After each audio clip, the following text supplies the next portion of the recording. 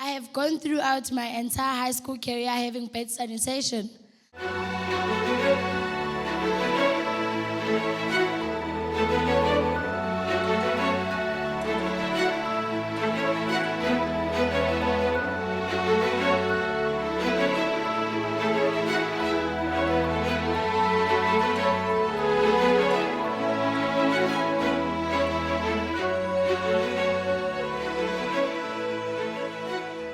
Our sanitation system, before we had our sanitation campaign, it was very poor in terms that there were a lot of toilets that were blocked. A huge number of students are using the toilets, so in turn it results in the toilets breaking down constantly. The toilets were not cleaned frequently, and the girls' toilet mostly were filled with sanitary pads.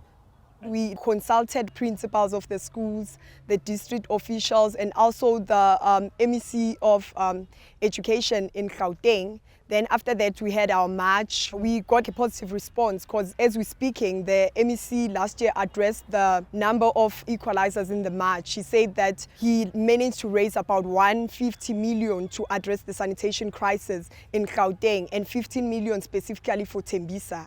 The campaign was very successful because the government actually intervened and hired people to fix our toilets and to unblock them, to fix all the leaking holes and everything like that. And realized that we should be growing it because it's not only Tembisa that is being faced with the sanitation crisis.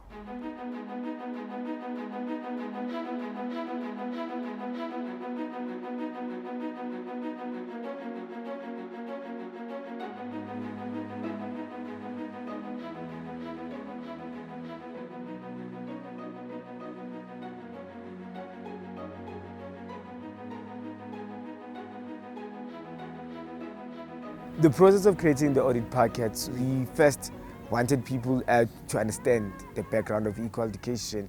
Then we created a letter to the principal, because as we know, it's very much important the principal to know and to have an idea why we are there and why it's very important for him to let us in the school premises to carry out the audit. It was a lot of work creating an audit sheet because we had to involve a lot of people, all of our members, parents, to see if they are fine with the audit, all the questions that we have put in the audit sheet. So the packet included those three things. When we went to the training, basically things that we needed to know is the background of equal education, the norms and standards and their time frames, and also the sanitation background, the methodology on how to carry out the social audit in schools. While we're collecting the data, the auditors were in a group of 2 to 3, so that to make sure that the data is accurate, we're spending 1 to 2 hours in each and every school.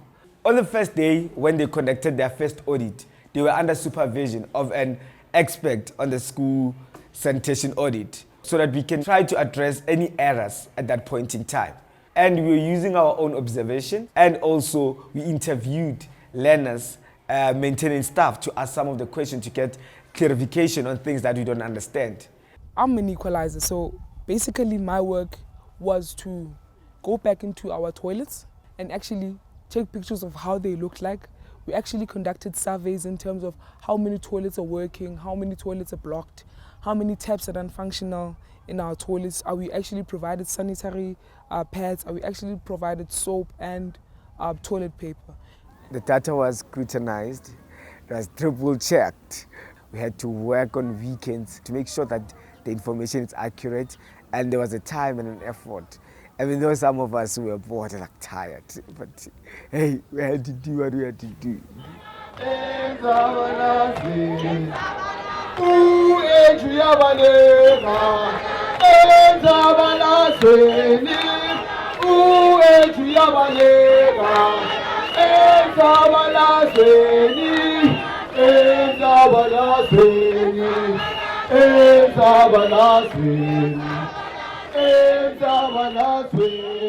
The sanitation crisis is currently the biggest problem in my school. Majority of the toilets are locked because they have been blocked for months. And what we are here today to say to the MEC is we kept our promise to report the problems to you. And now we are demanding that you keep your promise to fix these challenges. In the schools we audited, we found that over 100 students share a working toilet. We continue to have broken toilets. We continue to have situations in our township schools where there are no soap, our children are not receiving toilet paper or sanitary pads. The first demand we would like you to meet is increase the number of toilets, improve maintenance and access to the supply of toilet paper, soap and sanitary pads in school by Youth Day, the 16th of June.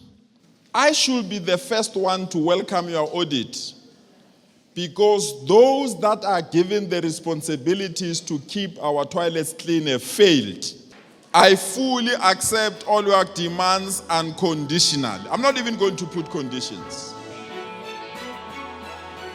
The successes that we've had in Gauteng can serve as an example, because if we don't organize, if we don't set a clear agenda, if we don't communicate effectively, if we don't get into that discussion, then we will not get anywhere. So it's critical that you go into that discussion and start saying, yes, that's what you need to have proper school infrastructure, and this is how we should start going about it.